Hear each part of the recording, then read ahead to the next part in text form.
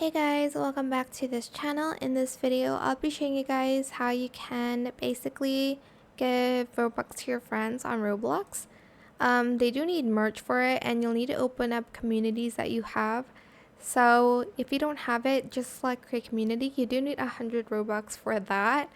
But once you've created your community, I'm not going to make one because it costs 100 Robux, but select the section and there should be like a configuration settings, and then after that you're just going to open up revenue, and once you've opened up revenue you can like select the output donations, and then you're just going to simply click on your friends to do that. You can also just get them a gift card if you want them to get Robux. I like if you want to give them Robux.